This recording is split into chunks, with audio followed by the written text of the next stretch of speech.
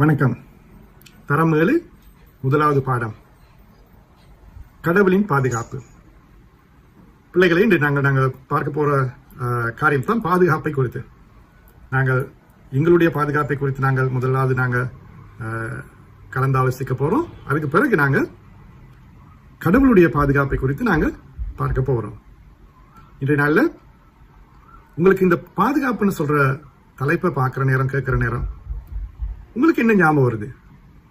நாங்க பாதுகாப்பா இருக்கணும் இல்லையா? அநேக ஆசிரியர்மார் உங்களுக்கு சொல்லியிருப்பாங்க, பெற்றோர் உங்களுக்கு சொல்லியிருப்பாங்க, ஆலயங்களிலே போதகர்மார் உங்களுக்கு சொல்லியிருப்பாங்க, ஞாயிறு பாடசாலையிலே ஆசிரியர்கள் உங்களுக்கு சொல்லியிருப்பாங்க நாங்கள் பாதுகாப்பா இருக்கணும் சொல்லி இல்லையா? பாதுகாப்புன்னு சொல்ற நேரம் உங்களுக்கு என்ன ஞாபகம் வருது? நீங்க பாடசாலைக்கு போற நேரம், வார நேரம், வீட்டில் இருக்கிற நேரம், விளையாடுற நேரம், நாங்க பாதுகாப்பா காரியங்களை செய்யணும் சொல்லி பெற்றோர் சொல்லியிருப்பாங்க இல்லையா? இப்ப நான் உங்களுக்கு அந்த பாதுகாப்பான நடவடிக்கைகள் என்னன்னு சொல்லி நான் சொல்ல போறது இல்லை, சரியா? அப்ப நீங்க என்ன செய்ய போறீங்க? இப்ப நீங்க ஒரு வெள்ளை தாளையும் ஒரு பென்சிலையும் எடுத்துட்டு வந்து நீங்க கெதியா பாதுகாப்பு அப்படின்னு சொல்ற நேரம் உங்களுக்கு என்ன ஞாபகம் வருது? பாதுகாப்புன்னு சொல்ற நேரம் உங்களுக்கு என்ன ஞாபகம் வருதுன்னு சொல்லி அந்த வெள்ளை தாளில சரி நீங்க வரீங்க பாப்போம்.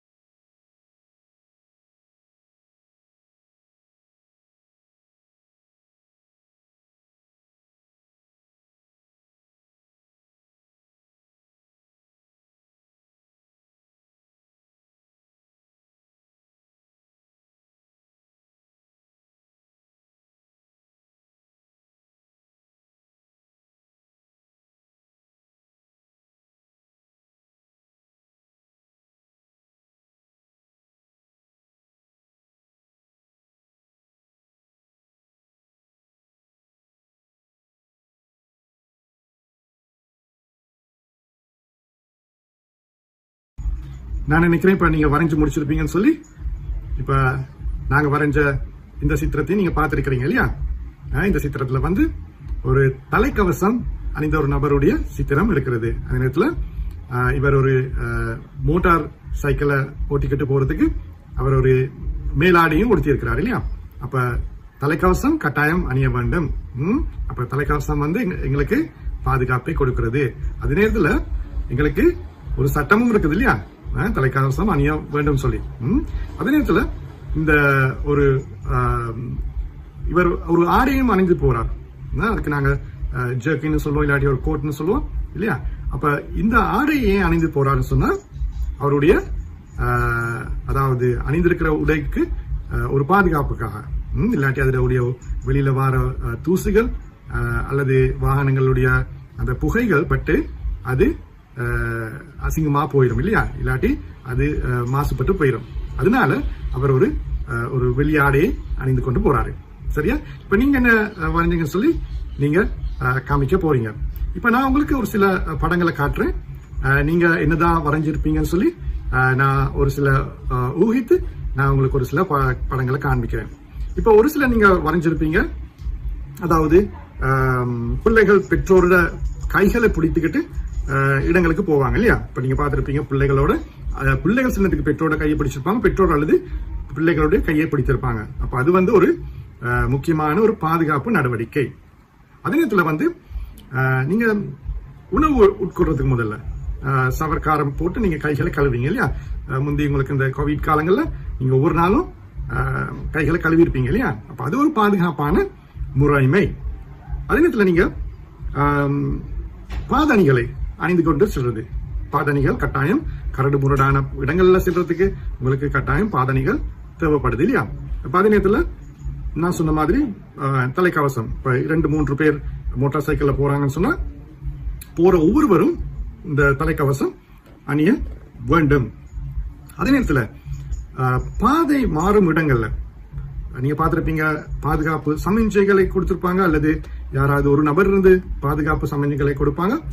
அப்ப அந்த இடங்களையும் மாத்திரம் தான் நீங்க பாதைகளை கடக்க வேண்டும் அல்லது பாதைகளை மாற வேண்டும் இல்லையா? இல்லாட்டி அது ஒரு பாதுகாப்பற்ற முறைமையாக இருக்கிறது. சரி பிள்ளைகளே, இப்ப நாங்க இந்த உலகத்துல இருக்கிற இந்த பாதுகாப்பான முறைகளை நாங்க பார்த்தோம் இல்லையா? ஆனாலும் உன்னதமான தேவன் அவருடைய பாதுகாப்பு எவ்வாறாக இருக்கிறது? அவர் எங்களில் ஒவ்வொருவரிலும் அவர் தங்கி வாழ்கிறவராய் இருக்கிறாரு இல்லையா? உன்னதருடைய பாதுகாப்பில் வாழ்பவர் எல்லாம் வல்லவரின் நிழலில் தங்கியிருப்பவர் என்று வேதம் கூறுகிறது இல்லையா?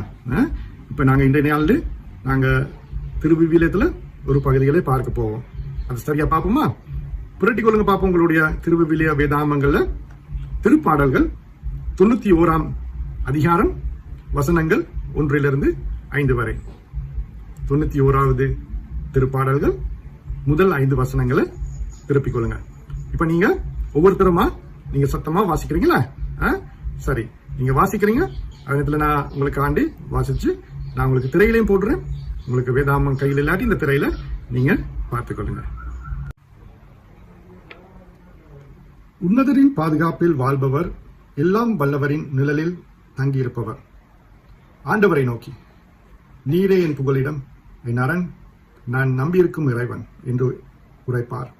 ஏனெனில் ஆண்டவர் உம்மை வேடரின் கண்ணியினின்றும் கொன்றளிக்கும் கொள்ளை நோயிலிருந்தும் தப்புவிப்பார். அவர் தம் சிறகுகளால் உம்மை அரவணைப்பார். அவர் தம் இறக்கையில் கீழ் நீர் புகலிடம் காண்பீர். அவரது உண்மையே கேடகமும் கவசமும் ஆகும். இரவின் திகிலுக்கும் பகலின் பாய்ந்து வரும் அம்புக்கும் நீர் அஞ்ச மாட்டீர். ஆமென். நல்லது பிள்ளைகளே, இப்ப இந்த பகுதியில் நீங்க பாத்தீங்கன்னு சொன்னா ஒரு 3 பிரதானமான ஒரு வசனங்களை நாங்க பார்க்கலாம். அதாவது நீங்க இந்த பகுதியை திருப்பி வாசித்து பாத்தீங்கன்னு சொன்னா உங்களுக்கு தெரியும் கடவுள் எவ்வாறானவர் சொல்லி உங்களுக்கு நன்றாக நீங்க அறிஞ்சு கொள்ளுவீங்க. கடவுளுடைய பாதுகாப்பு எங்களுக்கு எவ்வாறாக இருக்கிறது என்று சொல்லி நீங்க பார்த்திருப்பீங்க. சரி, அது நான் உங்களுக்கு உதவி செய்றேன். அதனுடைய முதல் வசனங்கள் ஒவ்வொன்றாக நான் எடுத்து சொல்லுகிறேன். இப்ப இதுல பாருங்க, உன்னதரின் பாதுகாப்பில் வாழ்பவர் எல்லாம் வல்லவரின் நிழலில் தங்கி இருப்பவர் சொல்லி. அப்ப இதுல நிழலை பத்தி குறிப்பிடப்படுகிறது இல்லையா? அப்ப நிழல் என்று சொல்லுகின்ற போது எங்களுக்கு ஒரு சாதாரணமா நாங்க வெயில இருக்கிற நேரங்கள்ல எங்களுக்கு நிழல் ஒரு பாதுகாப்பு இல்லையா? நாங்க எல்லோரும் நிழல்ல போய் இருக்க பார்ப்போம். அப்ப நிழல் எங்களுக்கு ஒரு பாதுகாப்பா இருக்குது. அப்ப நாங்க கர்த்தருடைய அல்லது நாங்கள் தேவனுடைய இறைவனுடைய நிழலில் இருப்பது எவ்வளவு ஒரு சந்தோஷமான காரியம். அடுத்தது நாங்க பார்க்கலாம், அரண் சொல்லி ஒரு வார்த்தை இருக்குது இல்லையா? அவர் எங்களுக்கு அரணாக இருக்கிறார் சொல்லி. என் அரண் நான் நம்பியிருக்கும் இறைவன் என்று உரைப்பார் என்று கூறப்படுகிறது. இப்ப நீங்க அரண் என்று சொல்லுகின்ற பொழுது நீங்க பார்த்திருப்பீங்க, எத்தனை பேர் இந்த கோட்டைகளுக்கு பார்க்க போயிருப்பீங்க? யாழ்ப்பாணத்துல ஒரு கோட்டை இருக்குது, காலில ஒரு கோட்டை இருக்குது, போயிருக்கீங்களா? இப்ப இந்த கோட்டைக்குள்ள போய் பாத்தீங்கன்னு சொன்னா இந்த கோட்டை சுற்றிலும் மதில்களால சூழப்பட்டிருக்கும். இந்த படங்களை நான் போடுறேன் பாருங்க. இப்ப இந்த கோட்டைக்குள்ள உள்ளுக்கு இருப்பவங்க சரியான பாதுகாப்பா இருப்பாங்க. அந்த கோட்டைகளுடைய சுவர்கள் சரியான பலம் வாய்ந்ததாக இருக்கிறது. அப்ப அந்த கோட்டைக்குள்ள போவதற்கு நிறைய வாயில்கள், யாராவது அனுமதியின்றி அந்த கோட்டைக்குள்ள வர முடியாது. அப்ப தேவன் அல்லது ஆண்டவர் இறைவனுடைய அந்த பாதுகாப்புல இருக்கிறவங்க அவ்வாறான ஒரு கோட்டைக்குள்ளே அந்த அரண்களுக்குள்ளே இருக்கிற மாதிரியான ஒரு நிலைமையை இந்த பகுதி எங்களுக்கு சித்தரிக்கிறது. அதே நேரத்துல அடுத்த பகுதியை நாங்க பார்த்தோம் சொன்னா அவர் எங்களுக்கு தம் இறகுகளினாலே எங்களை மூடிக்கொள்வாராம். இறக்கையின் கீழ் அவர் எங்களுக்கு புகலிடம் காண்பார், இல்லாட்டி சிறகுகளாலே உண்மை அரைவணைப்பார் என்று கூறப்படுகிறது இல்லையா? இப்ப நீங்க பார்த்திருப்பீங்க இந்த படத்தை பார்த்தீங்கன்னு சொன்னா எப்படி ஒரு பறவை தன்னுடைய குஞ்சுகளை சிறகுகளால மூடிக்கொள்ளும். இப்ப வெளியிலிருந்து பாத்தீங்கன்னு சொன்னா அந்த வெளியில் உள்ள மற்ற மிருகங்களுக்கு இந்த பறவையினுடைய குஞ்சுகள் இருக்கிறது கொஞ்சம் கூட தெரியாது, அவ்வளவுக்கு அழகாக அது பாதுகாக்கும். அந்த குஞ்சுகளுக்கு எந்த விதமான இயற்கையினுடைய அனர்த்தங்களோ மழையோ வெயிலோ அடிக்காமல் அழகாக அது பாதுகாத்துக்கொள்ளும். இறைவனுடைய பாதுகாப்பில் இருக்கிற பிள்ளைகள் மனிதர்கள் இவ்வாறாக அரவணைக்கப்படுவார்கள். அதே போல நாங்கள் பார்க்கிறோம் இந்த பகுதியில் இன்னொரு வசனம் இருக்கிறது, அவரது உண்மையே கேடகமும் கவசமும் ஆகும் என்று சொல்லி இருக்குது. கேடகமும் கவசமும் நீங்க பார்த்திருக்கீங்களா, இந்த யுத்த வீரர்கள் சில நேரங்களில் கையில ஒரு வாளும் ஒரு பக்கத்துல ஒரு கவசம் வைத்திருப்பாங்க. அப்ப கவசம் என்ன செய்யும் சொன்னா அவர்களுடைய மரணத்திலிருந்து அவர்களை பாதுகாக்கும், அவர்களுடைய மரணத்திலிருந்து பாதுகாக்கும், எதிரிகளுடைய தாக்குதலில் இருந்து அவர்களை பாதுகாக்கும்.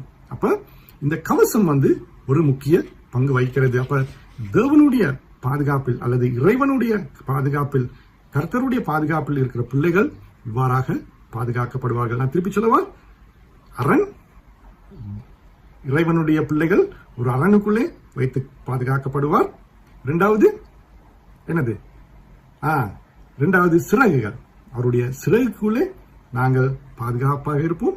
மூன்றாவது கவசம், நாங்கள் அவருடைய கவசமாக, அதாவது அவர் எங்களுக்கு கவசமாக இருப்பார். அப்ப எங்களுக்கு மரணத்திலே எங்களுக்கு பள்ளத்தாக்கில் நாங்க போனாலும் தேவனுடைய அந்த கவசம் எங்களோட இருக்கிறது. எனவே பிள்ளைகளே, நாங்கள் இந்த காரியங்களை தேவனுடைய அல்லது இறைவனுடைய இந்த பாதுகாப்பை குறித்து நாங்கள் சிந்திக்கிற நேரத்தில் அவர் எங்கள் ஒவ்வொருவருக்கையும் பாதுகாப்பை குறித்து மிகவும் கரிசனை உள்ளவராக இருக்கிறார் என்பதை இது காண்பிக்கப்படுகிறது. இப்ப நான் சொன்னதான அந்த கோட்டையிலே அந்த அரண்ங்கிறதுக்குள்ள ஒரே ஒரு வழி இருக்குன்னு சொல்லி, அப்ப நாங்க தேவனுடைய இறைவனுடைய அந்த அரணுக்குள்ளே நாங்கள் இருக்க வேண்டும் சொன்னா எங்களுக்கு ஒரே ஒரு வழி தான் இருக்குது. அது என்ன வழி? கீழ்ப்படிவு.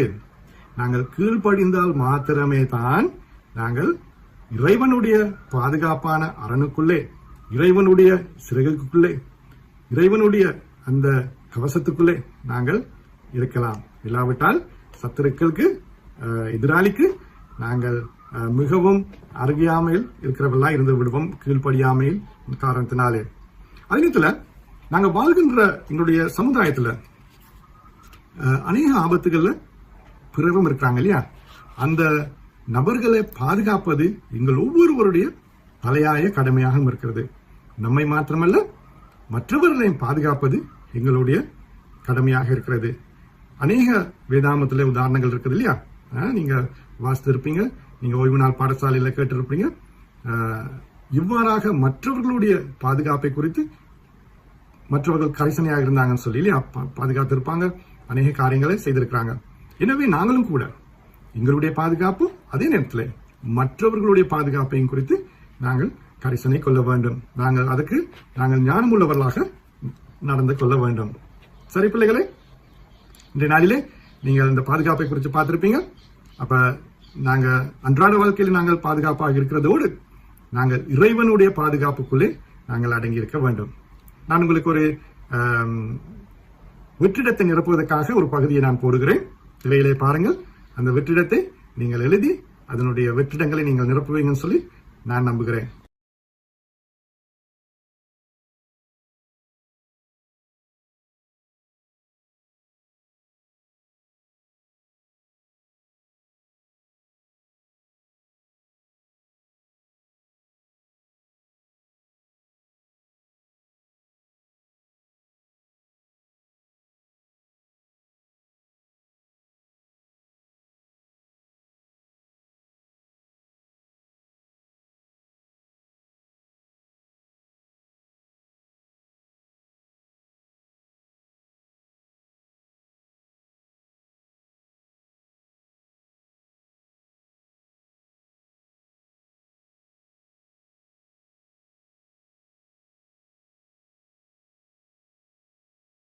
அதே நேரத்தில் இந்த வெற்றிடங்களுக்கு பின்பதாக நான் உங்களுக்கு ஒரு மனன வசனத்தையும் உங்களுக்கு மனப்பாடம் பண்ணுவதற்கு ஒரு மனன வசனத்தையும் நான் போடுகிறேன்.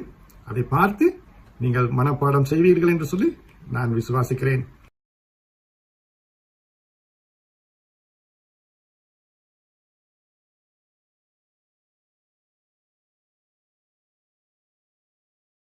உங்கள் அனைவரையும் தேவன் தாமே ஆசீர்வதித்து வழி நடத்துவாராக. நாங்கள் தேவனிடத்திலே மன்றாடுவோமா?